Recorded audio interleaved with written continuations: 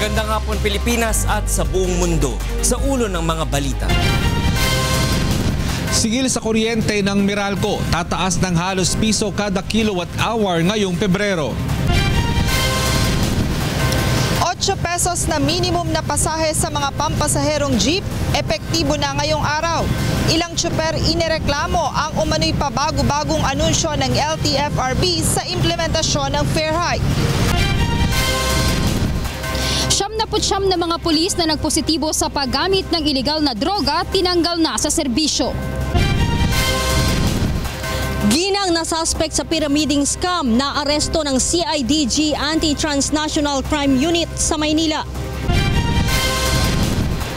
Isang bahagi ng Laguna de Bay sinuyod ng mga otoridad kaugnay ng ulat na may mga armadong grupo na nagbabantay sa mga pribadong fish pen sa lawa.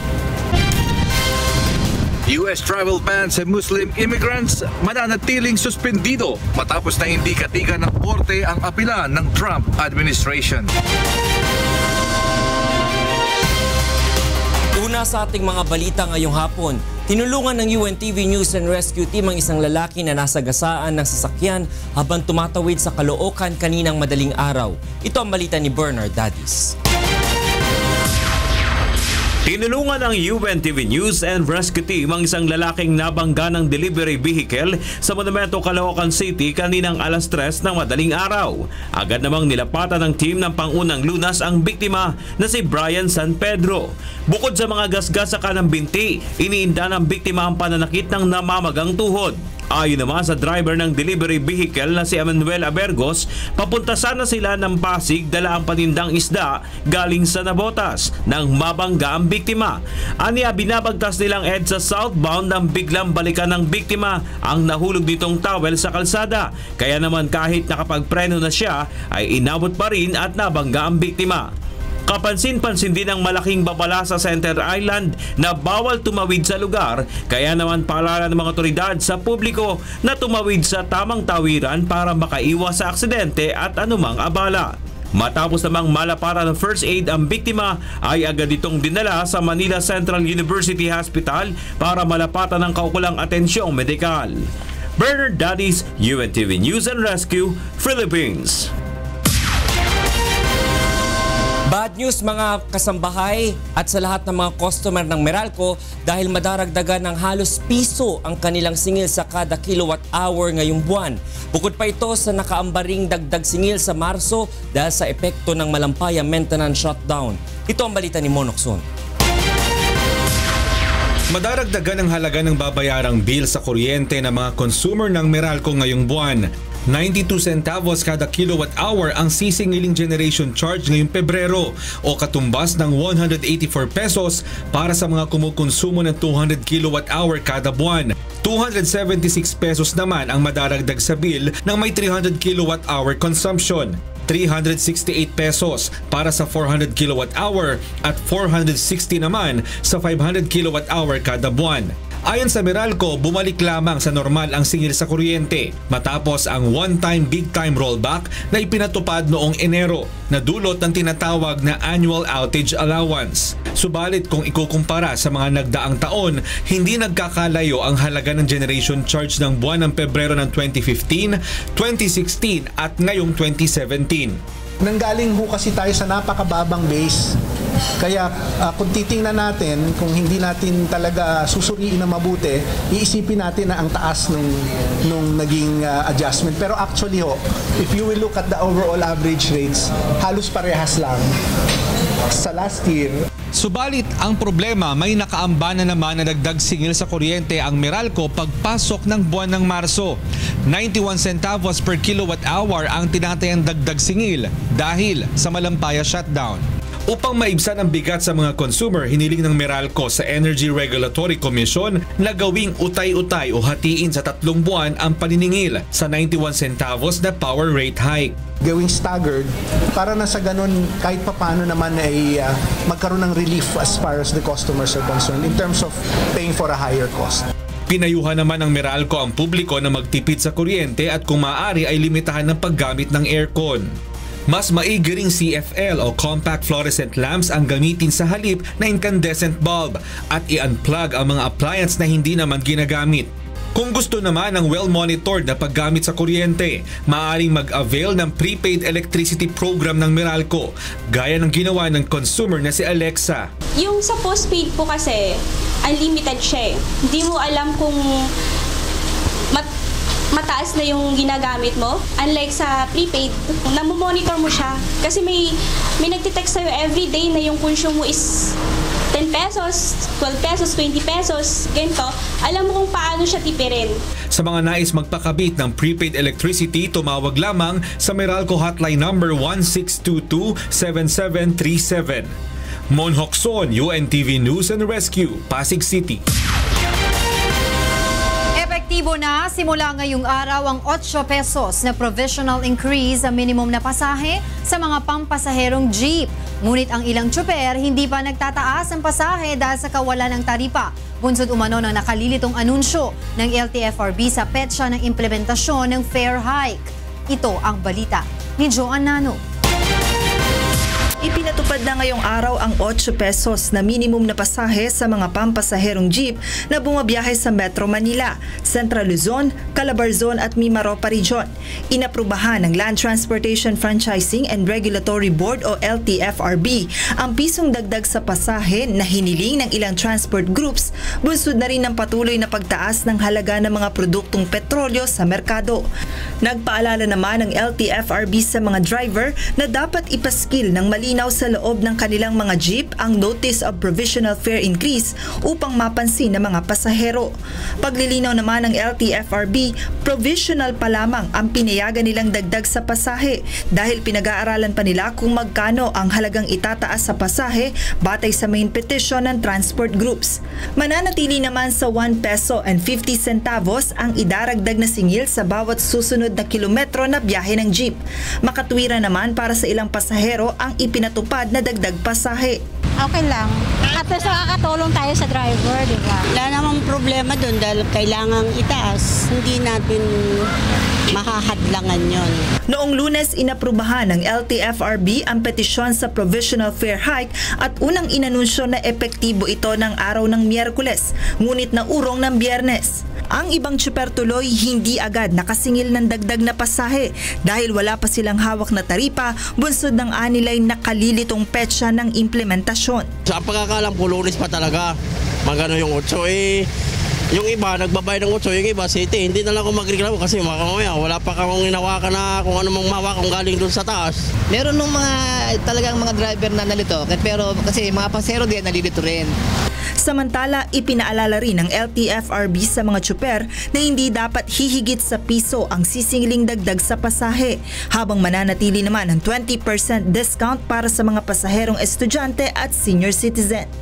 Joan Nano, UNTV News and Rescue, Quezon City. Matatanggap na ng lahat ng contractual employees sa pamahalaan ng pangakong bonus ni Pangulong Rodrigo Duterte noong Disyembre. Sa nilagdaang Administrative Order No. 2 noong Enero, inaatasan ng Pangulo ang lahat ng ahensya ng pamahalaan na bigyan ng 2,000 pisong bonus ang bawat empleyadong may kontratang 4 na buwan, habang 1,000 piso naman ang ibibigay sa mga nagtrabaho ng mas maikling panahon. Sakop nito ang national government agencies, state universities and colleges, government-owned or controlled operations at government financial institutions. Ang pondo para rito ay kukunin sa maintenance and other operating expenses ng government agencies at SUCs, samantalang sa corporate operating budget naman ang sa GOCCs at GFIs. Hinihikayat naman ng Pangulo ang local government units na bigyan rin ng gratuity pay ang lahat ng kanilang empleyadong nasa ilalim ng contractual service at job orders. Ininspeksyon ng mga otoridad na isang bahagi ng Laguna Lake kaugnay ng ulat na may mga armadong grupo na nagbabantay sa mga pribadong fish pen sa Lawa. Ito ang balita ni Aiko Miguel. 15 istruktura na katabi ng mga pribadong fish pen sa Laguna Lake sa Sector A. Malapit sa Muntinlupa ang ininspeksyon ng DENR at Laguna Lake Development Authority kaninang umaga. Kasama nila ang ilang pulis at tauhan ng Philippine Coast Guard para alamin kung totoo ang natanggap nilang ulat na armado ang mga nagbabantay sa mga pribadong fish pen sa Lawa. Maraming karanasan ang mga mangisda, pag lumapit sila, pinaputukan sila. they're being fired or at times may mga incident na talagang nababaril ang mga tao. So we are going on a massive campaign this time involving yung mga fisher folks. Ayon sa pamunuan ng LLDA, hindi naman kailangan ng warrant upang mag-inspeksyon sa mga pribadong istruktura dahil bahagi ito ng kanilang mandato na tiyakin ang kapakanan ng mga mararalitang mangingisda. Wala talaga. Puro na mga takot sa armas ng mga kwan. Kahit nga paputok, wala, bawal dito. Mapitis, bawal dito. Wala man kami armas dito. Mag-duty man lang kami. Mag-grouping. Bukod sa pagtiyak na walang armas ang mga bantay ng fish pen, paghahanda na rin ang inspeksyon sa susunod na demolisyon sa mga istruktura sa lawa sa February 14. Muli ring tiniyak ng DENR na tanging large-scale fish pens lamang ang babaklasin. Mahigpit ring ipatutupad ng LLDA ang moratorium sa aquaculture operations sa Laguna de Bay, batay sa inilabas na memorandum noong 1 ng Pebrero. Ibig sabihin ay effective immediately, wala na hong bibigyan ng kahit anong clearance, wala na hong i-renew na kahit anong permit. Basta hong pinag-uusapan ay fish pen sa Laguna de Bay. Ibig sabihin din ho, bawal nang maglagay ng bagong stock at bawal magtayo ng bagong structure sa Laguna de Bay. Hanggang March 21 lang din ang ibinigay na palugit sa fish pen operators para kusang baklasin ang mga iligal at malalaking fish pens na nasa mahigit 13,000 square meters ang sakop sa lawa. Sa ginawang operasyon, wala namang nakitang anumang armas ang mga otoridad sa mga nagbabantay sa mga pribadong fish pen. Ngunit sakaling magkaroon, tiniyak ng mga otoridad na hindi makalulusot sa batas ang sinumang mahuhulian sa kanilang susunod na inspeksyon hanggang sa tuluyan ng maalis ang mga illegal na fish pen sa Laguna Lake. Aiko Miguel, UNTV News and Rescue, Makati City. Rerevyuhin ng Minerals Industry Coordinating Council ang desisyon ng Department of Environment and Natural Resources o DENR na ipasara at suspindihin ang operasyon ng ilang minahan na umano'y lumabag sa batas hinggil sa pangangalaga sa kalikasan. Ito ang balita ni Marge Pelayo. Nagpahayag ng pagkadismaya ang mga stakeholder ng mining industry sa naging desisyon ni Department of Environment and Natural Resources Secretary Gina Lopez na ipasara at suspindihin ang operasyon ng 23 minahan sa bansa. Ayon sa Global Ferronickel Holdings, dala lamang ng emosyon ang desisyon ni Secretary Lopez nang makita ang naging epekto ng mining operation sa watersheds at mga bundok. Paliwanag ng kumpanya, ang nakitang siltation o paglabo ng tubig sa paligid ng minahan ay dahil sa erosion ng lupa, sanhi ng sunod-sunod na pag-ulan, lalo na sa bahagi ng Mindanao. Ikinagulat rin ng kumpanya ang pagkakasama ng kanilang pangalan sa mga minahang ipasasara dahil sa kanilang pagkakaalam, pasado sila sa ginawang mining audit. Ayon naman sa Oceana Gold Philippines, maraming katutubo gaya ng mga ifugao na umaasa sa kita sa pagmimina ang tiyak na maaapektuhan ng kautusan ng DENR. Nagkaroon din umano ng epekto sa Philippine Stocks Exchange ang anunsyo ni Secretary Lopez bukod pa sa paggalaw ng presyuhan ng nickel sa world market. Hanggang ngayon ay wala pa ring natatanggap na suspension o closure order ang mining companies. Kaugnay nito, magsasagawa ng review ang Minerals Industry Coordinating Council sa desisyon ng DENR na sinuportahan naman ng mining firms. Due process requires that the accused, the party affected, be given the opportunity to present evidence on his side, that there be some sort of hearing where both parties are heard. Ikinatuwa rin nila ang naging pahayag ng palasyo na sundin ang due process sa mga patakaran ng pagmimina matapos silang umapela kay Pangulong Duterte. Una nang sinabi ni Secretary Gina Lopez na ipauubaya na sa Pangulo ang pinal na desisyon kung ipatutupad ang closure at suspension order sa non-compliant mining firms. Marge Pelayo, UNTV News and Rescue, Philippines. Susunod sa ito ang balita. 21 bubuo sa Expanded Bangsamoro Transition Commission itinalaga na ni Pangulong Rodrigo Duterte. Investigasyon ng PNP Internal Affairs Service sa mga tauhang sangkot umano sa mga high-profile cases tatapusin sa susunod na buwan. Tatlong nahuling umano'y miyembro ng New People's Army na nanunog ng mining trucks sa Felix Mines. Sinampahan na ng kaso sa Itogon, Benguet.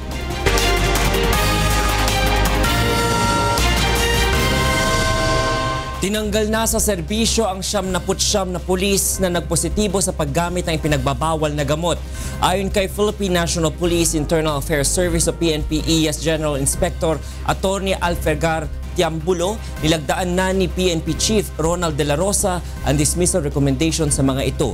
Maliban sa mga nasabing pulis, 4 na po pa ang irerekomenda ring matanggal sa serbisyo dahil sa kaparehong kaso at posibleng madagdagan pa ito dahil sa isinasagawang mandatory drug test sa mga pulis. Kasi isa lang ebidensya dito, yung confirmatory test. Kung hindi nila ma-resolve po yun, kaya walang pag-usapan dito eh. Due process lang ibibigay, talagang dismiss po sila. Samantala, tinatapos na ng Philippine National Police Internal Affairs Service o PNP-IAS ang investigasyon sa mga pulis na sangkot sa high-profile cases. Kabilang na dito ang grupo ni Superintendent Marvin Marcos na sangkot sa pagpatay kay Albuera Mayor Rolando Espinosa at SPO3 Ricky Santa Isabel na dawit naman sa G.I.C.Ju kidnap slay case. Ito ang balita ni Leia Ilaga. Bago sumapit ang buwan ng Marso ay isusumite na ng PNP Internal Affairs Service kay PNP Chief Police Director General Ronald Bato de la Rosa ang kanilang rekomendasyon at draft decision sa kaso ng grupo ni Police Superintendent Marvin Marcos at 17 iba pang pulis na sangkot sa pagpatay kay Albuera Leyte Mayor Rolando Espinosa Sr. Bukod pa ito sa iniimbestigahan rin nilang kaso ng grupo ni na SPO3 Ricky Santa Isabel na dawit naman sa G.I.C.Ju kidnap slay case. Ang mga ito ay pawang nahaharap sa administrative case na grave misconduct. Pag sinabing grave misconduct, dismissible po yon. Pag sinabing serious neglect of duty, yung command responsibility, under the NAPOLCOM rules, ang penalty po dyan ay dismissal from the service. Ayon kay PNP-IAS Inspector General Atty. Triambulo, mayroong 30 araw si Chief PNP para pag-aralan ang isinumite nilang rekomendasyon kung kakatigan o babaguhin ito. Subalit, maaari aniyang umapila sa Regional Appellate Court ng National Police Commission ang mga pulis na maaalis sa serbisyo hanggang sa makarating ang kaso sa Supreme Court. So 4 lang na commissioner civilian po yan, yung regular commissioner ng NAPOLCOM. Pagkatapos noon, kung matalo siya, mag-apila pa rin yun. Dahil hindi kasama si Secretary, appeal po yun sa Secretary. And then kung talo po sa Secretary, pupunta po din yun sa Civil Service, Court of Appeals hanggang makapunta ng Supreme Court. Aniya, sa kanila nakasalalay ang desisyon kaya mayroon pang mga pulis na muling nakababalik sa serbisyo sa kabila ng kinasasangkutang mga kaso. Leia Ilagan, UNTV News and Rescue, Camp Crame. Hindi naman tinututulan ng Office of the Solicitor General o OSG ang hinihiling na proteksyon ng survivor at kaanak ng mga biktima ng Oplan Tokhang sa Payatas. Ayon sa OSG, obligasyon ng Estado at ng pamahalaan na pangalagaan ang karapatan ng mamamayan. Ito ang balita ni Roderick Mendoza. Malaki ang posibilidad na mabigyan ng permanenteng proteksyon ang survivor at kaanak ng 4 na biktima ng Oplan Tokhang sa Payatas, Quezon City. Sa pagdinig kanina sa Court of Appeals, hindi tinutulan ng Office of the Solicitor General ang writ of amparo petition laban sa mga pulis ng QCPD Station 6. Ayon sa OSG na tumatayong abogado ng mga pulis, walang dahilan upang tutulan nila ang petisyon. Katunayan, hindi na nga anya dapat hingin pa ng mga petitioner na bigyan sila ng proteksyon dahil tungkulin talaga ito ng pamahalaan. It is the constitutional and legal duty of the state and its officers to protect and guarantee the right of every citizen to life, liberty, and security. So that's the reason why we did not oppose it. And we joined the petitioners in giving protection to them. We would look stupid if we will oppose that. Ang trabaho namin, hindi namin gampanan. Naipaliwanag na rin anya sa mga pulis ang posisyon ng OSG at pumayag sila dito. Ngunit hindi umano ibig sabihin nito ay inaamin na ng mga pulis na may pananagutan sila sa pagkamatay ng mga biktima. The issue on culpability kung may kasalanan ba o hindi, that cannot be traced out in a petition for writ of amparo. Dapat yung mga tungkol sa guilt or culpability sa ibang sa korte na yon o sa ibang forum. Magkahalong gulat at tuwa naman ang naramdaman ng mga petitioner sa naging posisyon ng OSG. Bukod sa naging mabilis ang pagdinig, tila inamin din ng mga pulis ang karamihan sa kanilang mga aligasyon. We appreciate the gesture by the OSG. Basically, they did not deny, or they actually admitted that there is a merit to our petition. So the agreement was our petition was meritorious. It's just a matter of the specific details of the protection order and other reliefs. Ayon pa sa abogado, posibleng magamit nila sa isasampang kasong kriminal ang pag-amin ng mga pulis na sila ang nakapatay sa mga biktima at bumalik sila sa lugar pagkatapos ng insidente. They do not deny that they went back to the area after the incident to take videos of the house without a search warrant. They also do not deny that they killed the victims. Tiniyak naman ng hepe ng QCPD na tinutupad nila ang inilabas na temporary protection order ng Supreme Court pabor sa mga biktima. Inilipat na rin sa District Headquarters Support Unit ang 4 na pulis na sangkot sa insidente. Doon sila doing menial jobs while being investigated. Of course, meron silang mga trabaho doon, sentinel duties, but that is one of the measures or actions that we have done when we received the notice of that petition. Tinapos naman ng CA ang pagdinig sa petition kanina at maglalabas na lamang sila ng desisyon sa loob ng 10 araw. Roderick Mendoza, UNTV News and Rescue, Manila.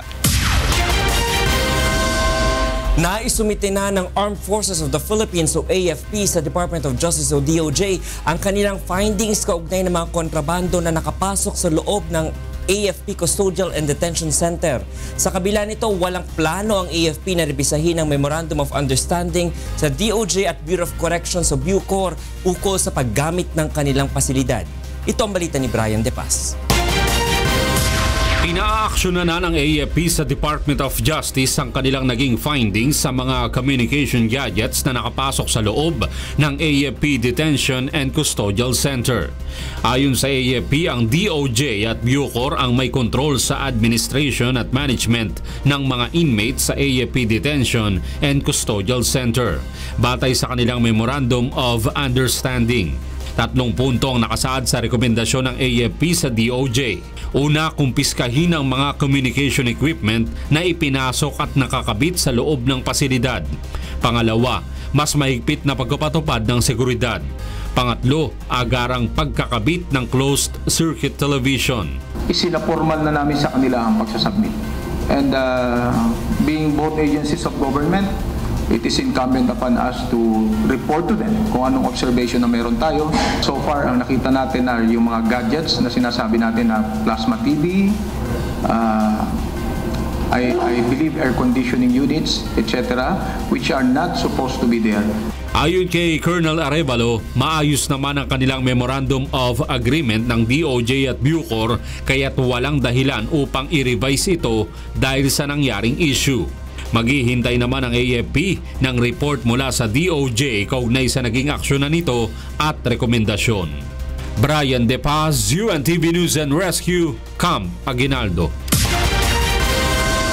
Tinatayang aabot sa 50 milyong pisong halaga ng peking electronic gadgets ang sinira ng mga otoridad sa Maynila ngayong araw. Ito ang balita ni Aga Kaakbay. Sa utos ng Manila Regional Trial Court, Branch 24, sinira ng mga otoridad ang mga libu-libong peking electronic items na nakumpiska ng mga kawani ng NBI noong Marso ng nakaraang taon. Tinatayang aabot sa 50 milyong piso ang halaga ng mga peking speakers, amplifiers at mga tweeter ang sinira sa Manila Harbor Center kaninang umaga. Ang order kasi ng court is to distraction and destroy these items. Lahat yan with the applicant and the sheriff of the court. Ayon kay Sheriff Rex Belly Pertolano ng Manila RTC, ang mga peking electronic items na nakumpiska sa Raon Quiapo ay nagbula pa sa China. Nanawagan naman ang mga negosyante sa publiko na tangkilikin ang orihinal na produkto dahil karamihan sa mga pekeng produkto ay madaling masira at delikado pa sa mga gumagamit nito. Mismo ang brand namin ginagamit pero kaya maapektuhan din ang quality namin. Kasi yung iba 3 days, 1 week sira na. Kaya napupunta sa amin, pinapaservice. Aga Kaakbay, UNTV News and Rescue, Manila. Hindi na nakapalagpa ang isang babaeng sangkot umano sa pyramiding scam nang hulihin siya ng mga tauhan ng CIDG Anti-Transnational Crime Unit sa Maynila. Ito ang balita ni Lea Ilaga. Umiiyak pa ng maaresto ng mga tauhan ng CIDG Anti-Transnational Crime Unit ang babaeng ito na wanted sa kasong large-scale staffa dahil sa pyramiding at scamming operation sa Baguio at mga kalapit lalawigan. Ayon kay CIDG ATCU Police Superintendent Roque Merdihia Jr., nahuli sa isang restaurant sa Tayuman, Santa Cruz, Manila si Rodora Comedes. Sinabi ni Merdihia na milyong pisong halaga ang natangay ni Comedes mula sa kanyang mga biktima gamit ang iba't ibang pangalan at ng kasabwat nito na nakilalang si Julia Frianza. Lumalabas malaking grupo ito, hanggang 5 tao ata ito kasi nagtayo sila ng opisina doon sa Baguio. Noong 2003 pa umano nag-ooperate ang grupo ni Comedes na ang modus operandi ay nangangako ng malaking buwan ng interes sa investments at kapag nakakolekta na ng pera ay hindi na muling nagpapakita pa sa kanilang biktima. Mag-invest ka sa loob ng isang buwan ay tutubo ka ng 20 to 30%. No? Minsan nga, linggo lang. No? At meron pang magbigay ka ng 1 milyon mahigit, bibigyan ka ng Fortuner or Montero. Panawagan ng CIDG ATCU sa mga naging biktima ni Comedes na magtungo sa kanilang tanggapan upang magsampa ng karagdagang reklamo. Muli rin silang nagpaalala sa publiko na huwag basta maniniwala sa inaalok na malalaking tubo ng pera at maging maingat sa pagpasok sa anumang investment scheme upang hindi mabiktima ng mga sindikato. Sinabi ng aming direktor ni Sir Ruel Ubusan na sa mga Pilipino wag basta maniwala doon sa easy to get rich scheme na nangangako ng biglaang pagyaman. Ang pag-aresto ay sa bisa ng warrant of arrest nila Trinidad Benguet RTC Branch 62 Judge Danilo Camacho. Lea Ilagan, UNTV News and Rescue. Camp Crame. Sa iba pang balita, handa ang liderato ng mababang kapulungan ng Kongreso na baguhin ang ilang probisyon sa isinusulong na death penalty reimposition bill, partikular na ang pagbababa sa 13 mula sa 21 uri ng krimen na isinusulong mapatawan ng parusang kamatayan. Ito ang balita ni Nel Maribuhok. Posibleng maibaba pa ang bilang ng mga krimen na maaaring mapatawan sa isinusulong na panukalang ibalik ang parusang kamatayan sa bansa. Sa ginawang pagpupulong ng koalisyon noong Miyerkules, sinabi ng House leadership na bukas siyang baguhin ang ilang probisyon ng panukalang batas. The leadership is amenable po ito to reduce it to yung talagang heinous lang talaga. Sa kasalukuyang isinusulong na House Bill No. 4727, 21 krimen ang sasakupin ng parusang kamatayan. Ngunit sa substitute bill ay posibleng maibaba ito sa 13. Kabilang dito ang drug-related crimes tulad ng importation, maintenance ng drug den, manufacture at pagtatanim ng ebidensya.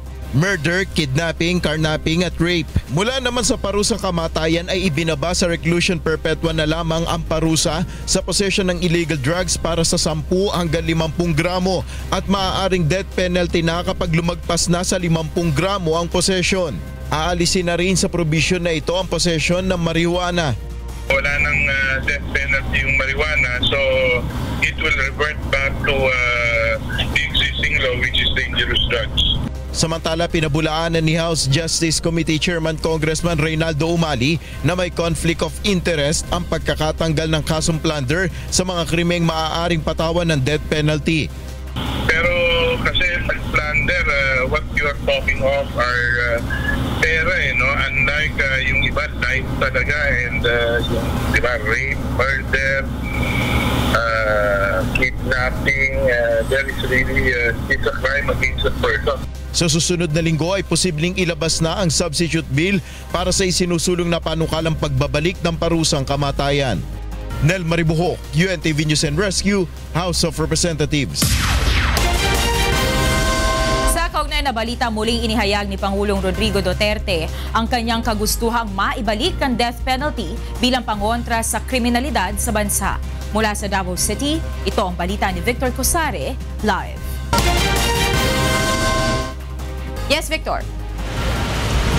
Monica, nanindigan si Pangulong Rodrigo Duterte na epektibong pangontra sa krimen ang death penalty, kaya sa pagtitipon na kanyang dinaluhan dito sa Davao City kanina, muling iginiit ng Pangulo ang pagbuhay sa parusang kamatayan.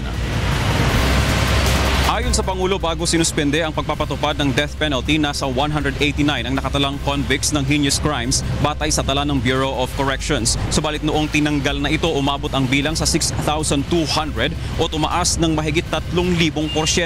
Kaya muling iginiit ng Pangulo ang pagbuhay sa parusang kamatayan. Narito ang pahayag ni President Rodrigo Duterte. An increase of 3,000. Tapos sabihin nila hindi deterrent. Ngayon wala ng death penalty 3,000. Sabi nila na nandoon man yung death penalty, wala man nangyari. Hindi kasi ako ang presidente. Ibalik mo yan, ako ang kayong presidente. Gawain kong kurtina yung mga buang dyan sa puno. Kasalukuyang tinatalakay sa Kongreso ang panukalang pagbuhay sa death penalty. Samantala, muling binatikos din ng Pangulo ang dating presidente ng Colombia matapos sabihin nito na posibleng pumalpak lang din ang war on drugs ng kasalukuyang administrasyon gaya ng nangyari sa kanilang bansa. Ayon sa Pangulo, hindi siya estupido upang gawin ang naging pagkakamali nila noon kaya pumalya ang drug war sa Colombia. Pinuri naman ng punong ehekutibo ang China dahil sa ayudang ibinibigay nito sa Pilipinas, kagaya ng Mega Drug Rehabilitation Center sa Nueva Ecija. Panauhin din sa dinaluhang business forum ng Pangulo si Chinese Ambassador to the Philippines, Zhao Jinhua. Ayon sa Pangulo, hindi handa ang Pilipinas na makipaggera sa China, kaya sa kanyang naging bilateral meeting noon kay Chinese Prime Minister Xi Jinping, binigyang din ito ang pakikipagkaibigan ng Pilipinas sa China. Subalit ayon sa Pangulo, sa ilalim ng kanyang termino, darating ang panahon na pag-uusapan ng dalawang bansa ang inilabas na ruling ng Arbitral Tribunal kaugnay sa agawan ng teritoryo sa West Philippine Sea kung saan nakakuha ng paborableng desisyon ang Pilipinas. Narito uli ang pahayag ni President Rodrigo Duterte. The only way is to talk. But I told them straight, Mr. President, there will be a time during my term that we have to talk about the arbitral judgment. But it cannot be now. Let us first be friends so that we can talk in a more civilized, non-hostile attitude. Samantala, ginawaran naman ng Man of the Year Award para sa taong 2016 si Pangulong Rodrigo Duterte sa isinagawang 5th Business Forum ng The Manila Times. Personal na tinanggap ng Pangulo ang parangal at sinabi nitong ito lang ang tanging pagkilalang kanyang tinanggap sa buong panahon ng kanyang buhay politika. Monica, sa kanyang naging talumpati ngayong hapon, isa din sa tinalakay ni Pangulong Rodrigo Duterte ang laban kontra korupsyon. At isa nga sa gagawin ng Pangulo ay ang paglalabas ng isang circular o di kaya executive order para sa mga local government units kung saan inaatasan ng mga ito na sa loob ng 3 araw kailangang mailabas na yung hinihinging permit ng mga tao dahil habang nagtatagal ito sa kanilang tanggapan, nagiging ugat lamang ito ng korupsyon. Monica? Maraming salamat, Victor Cosare, live mula sa Davao City. Kinasuhan na ang 3 nahuling umano'y miyembro ng New People's Army o NPA na nanunog ng 2 mining truck sa Benguet kahapon. Mula sa Banawe, Ifugao Province, ito ang balita ni Grace Doctolero, live. Yes, Grace. Yes, Monica, magandang gabi. Sinampahan na nga ng Benguet Police Provincial Office ang 3 nahuling umano'y miyembro ng New People's Army o nanunog ng mining truck sa Itogon, Benguet kahapon ng umaga. Kabilang sa mga kinasuhan ay sina Antonio Cabalce, Sara Abellon at Marciano Pasonsagon. Sina Antonio Cabalce at Marciano Pasonsagon ay kabilang sa mga matataas na posisyon ng NPA na may patong sa ulo na 4.8 million. Kabilang sa mga kasong sinampa sa tatlo ay kasong arson, robbery at multiple murder na non-bailable. Ang dalawang mining truck na pagmamay-ari ng Felix Mining Corporation ay may dalang mineral ng harangin sa sitio Tampak, Ampukaw. Wala namang nasugatan sa mga nakasakay sa truck. Sa ngayon ay nasa kustodiya ng Philippine National Police Benguet ang tatlong suspect. Tinutugis na rin ang dalawa pang kasamahan ng mga ito. Monica, tiniyak naman ni City Mayor Damogan na hindi dapat mangamba ang mga residente at turista sa Baguio City dahil labas ng lungsod ang nangyaring insidente. Sa ngayon ay naka-full alert pa rin ang Philippine National Police sa buong Benguet, kabilang ang City of Pines para sa seguridad ng mga residente at turista sa naturang lugar. At yan muna ang update live mula dito sa Banawe, Ifugao. Balik sa iyo, Monica. Maraming salamat, Grace Doctolero, live mula sa Banawe, Ifugao Province. Pinirmahan na ni Pangulong Rodrigo Duterte ang appointment papers ng 21 bubuo sa Expanded Bangsamoro Transition Commission. Ito ang balita ni Rosalie Cruz. Kinumpirma ni Presidential Advisor on the Peace Process Secretary Jesus Dureza na nilagdaan na ni Pangulong Rodrigo Duterte ang appointment papers ng 21 bubuo sa Expanded Bangsamoro Transition Commission o PTC. Ang BTC ang lupong inatasang bumuo ng bagong Bangsamoro Enabling Law o dating kilala sa tawag na Bangsamoro Basic Law. Ang pagbuo sa Bangsamoro Enabling Law ay bahagi ng pagpapatupad ng Comprehensive Agreement on the Bangsamoro na pinirmahan sa pagitan ng Philippine Government at Moro Islamic Liberation Front noong March 2014. Ang BTC rin ang responsable sa pag-draft ng panukalang pag-amyenda sa saligang batas kung kinakailangan. 11 miyembro ang pinili at itinalaga ng MILF Implementing Panel, samantalang 10 naman ang galing sa panig ng pamahalaan, kaya 21 ang kabuoang bilang ng BTC. Una nang tiniyak ng pamahalaan na mga taong mahuhusay ang track record, may akmang kapasidad at may commitment para pakinggan ang lahat ng sektor na may kinalaman sa pagkakamit ng pangmatagalang kapayapaan sa Mindanao ang kabilang sa pinalawig na BTC. Tiniyak din ng pamahalaang magiging inclusive ang peace tables o mapapakinggan ang bawat sektor sa usapang pangkapayapaan na higit na apektado sa matagal ng armed conflict sa Mindanao. Rosalie Cruz, UNTV News and Rescue, Philippines. At karike katabang balitang promdi. Manalakad nga doang bayong transmission lines ng National Grid Corporation of the Philippines king bataan ng pong Zambales bang masapatan ing demand king kuryente uling marakal na lariplat king probinsya. Ining balita ng Joshua Antonio. Sa kauna-unahang pagkakataon ay magtatayo ng 2 major transmission lines ang National Grid Corporation of the Philippines sa lalawigan ng Bataan at Zambales. Ayon kay NGCP Regional Communications Officer Ernest Vidal, itatayo ang mga ito sa Hermosa Castillejo sa Zambales at sa Hermosa San Jose sa Nueva Ecija. Bawat grid ay may 500 km voltage na kayang magbigay ng power supply sa coal-fired power plants sa Bataan at Zambales at sa Central Luzon at Metro Manila. Para ma-accommodate yung additional generation na nagmumula po dito sa Bataan, Zambales, may ipadala po natin sa Metro Manila at nang sa ganun ay magamit ng buong Luzon grid. Ayon kay Vidal, kailangan ng malalaking transmission line sa 2 probinsya dahil sa dami ng mga kumpanyang nagpaplano magtayo ng planta.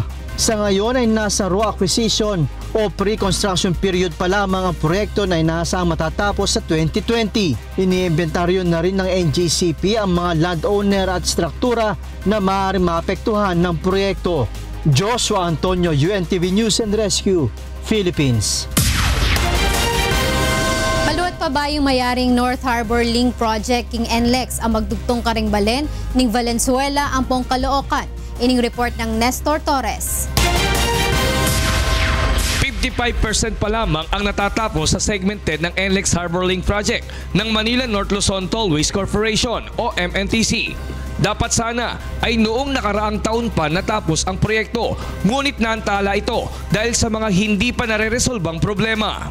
Originally scheduled for completion May 2016.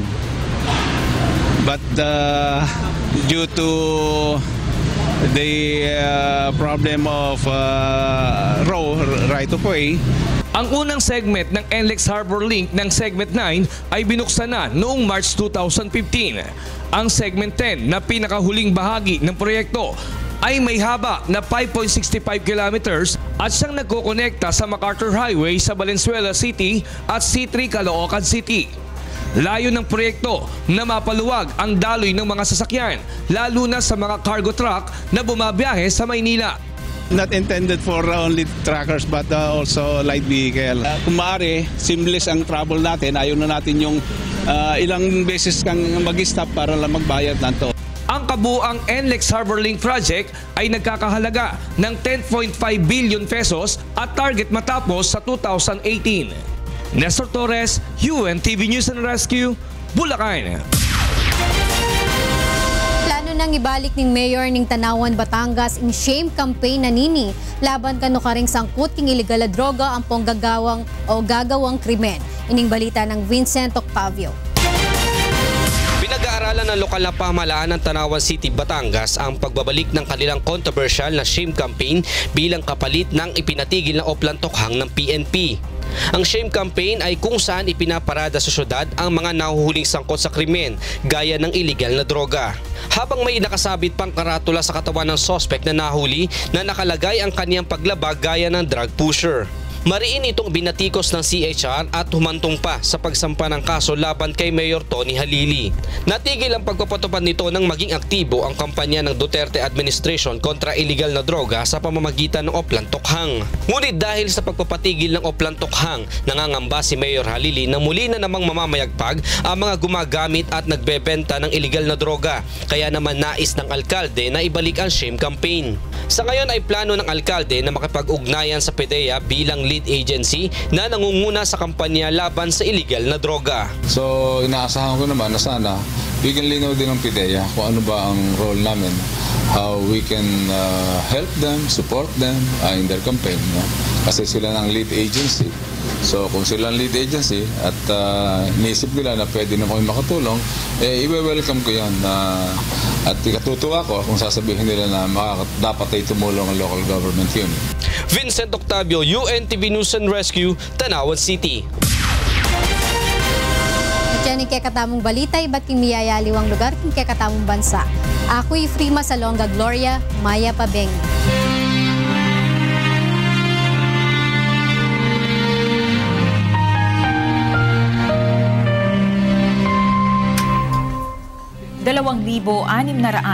at 36 na araw na po ang nakalipas mula na maganap ang malagim na Maguindanao Massacre. Ngunit hanggang ngayon ay naghahanap pa rin tayo ng katarungan sa mga biktima ng malagim na krimen. At sa tila madilim na hinaharap ng kaso, hindi po bibitiw ang UNTV sa labang ito hanggang makamit ang katarungan, hindi lamang para sa aming 4 na kasamahan, kundi sa lahat ng mga biktima ng karumal-dumal na pamamaslang. Susunod sa Ito ang Balita. US travel ban sa Muslim immigrants mananatiling suspendido matapos na hindi katigan ng korte ang apela ng Trump administration.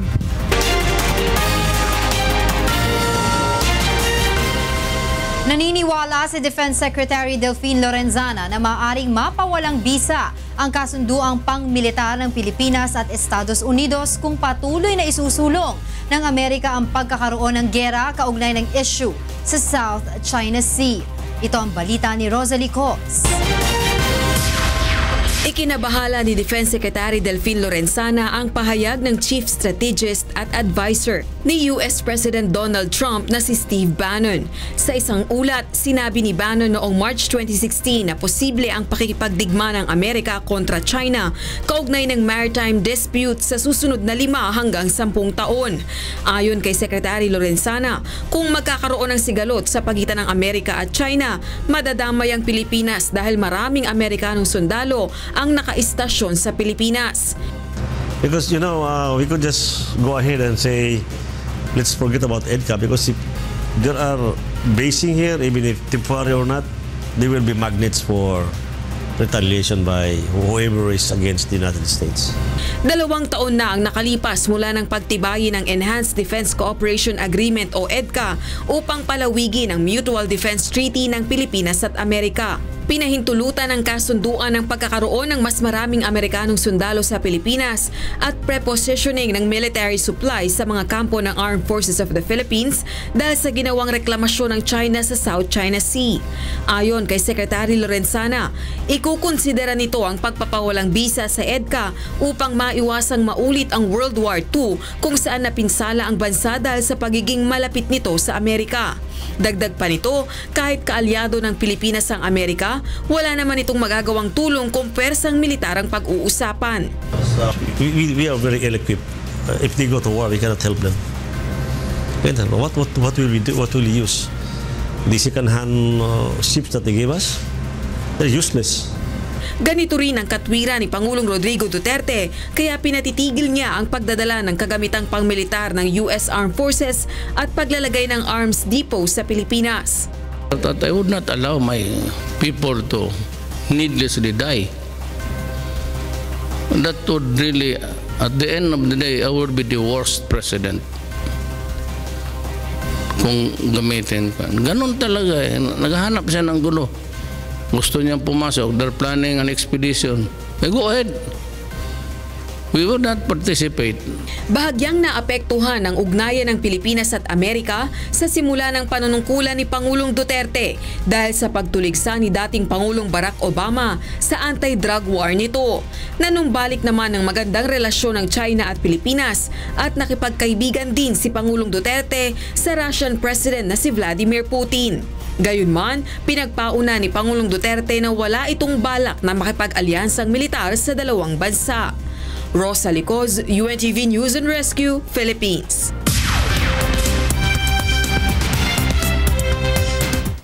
And for the news abroad, the Washington State Attorney General and State Solicitor General, along with other officials behind the state lawsuit against Donald Trump's travel ban, called the appellate court ruling that upheld its suspension a victory for the Constitution.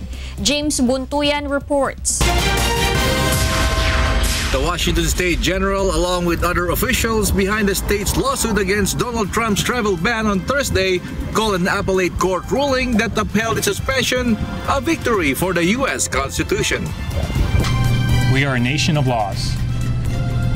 And as I have said, as we have said, from day one, that those laws apply to everybody in our country. And that includes the President of the United States. Trump called the appellate court ruling that upheld the suspension of his order restricting travel from 7 Muslim-majority countries a political decision and vowed his administration would ultimately prevail. Shortly after the ruling, he tweeted, quote, "See you in court. The security of our nation is at stake," unquote. In my view, the future of the Constitution is at stake. That's at stake as well. And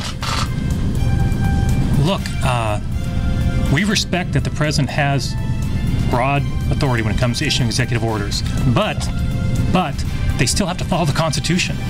The 9th U.S. Circuit Court of Appeals ruling came in a challenge to Trump's order filed by the states of Washington and Minnesota. The ruling from the 9th Circuit, which followed a hearing on the case on Tuesday, does not resolve the lawsuit, but relates instead to whether Trump's order should be suspended while litigation proceeds. The U.S. Supreme Court will likely determine the case's final outcome, and the Justice Department said it was reviewing the decision and considering its options. James Buntuyan, UNTV News and Rescue, USA. Meanwhile, a Peruvian judge issued an international arrest warrant on Thursday for former Peruvian President Alejandro Toledo. In issuing an arrest warrant, Judge Richard Concepcion also said that Toledo should spend up to 18 months in jail, while prosecutors investigate him for allegedly taking $20 million in bribes from a Brazilian builder. Authorities said Toledo appeared to have used the high office of the presidency to make an illegal pact to sell off a highway project that promised to integrate the region. Toledo, who rose to power denouncing the corruption of his predecessor, has repeatedly denied taking bribes from the Brazilian builder. Toledo was in France last week and was absent from the hearing. And in Africa, violent clashes were reported inside South Africa's parliament on Thursday as members of the Economic Freedom Fighters, or EFF, were forcibly removed. The leader of the EFF, Julius Malema, shouted at the country's President Jacob Zuma as he attempted to deliver his State of the Nation annual address. Amid the turmoil, the main opposition Democratic Alliance Party leader, Musi Maimane, also walked out of the parliament, saying Zuma was unqualified to hold office, and he questioned as well the deployment of soldiers at the parliament.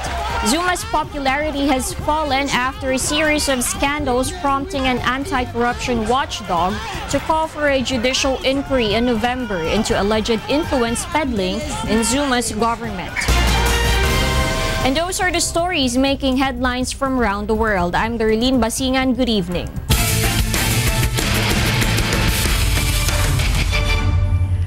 Sisikapin ng PNP responders na hindi makapasok sa finals ang Judiciary Magistrates sa kanilang pagsasagupa sa semifinals ng UNTV Cup Season 5 sa Linggo. Ito ang balita ni Bernard Dadis. Damaso wants this. Re-resback ang 3-time runner-up PNP responders sa 2-time champion Judiciary Magistrates sa kanilang bakbakan sa Linggo sa doubleheader ng UNTV Cup Season 5 semifinals na gaganapin sa Pasig City Sports Center alas 5 ng hapon.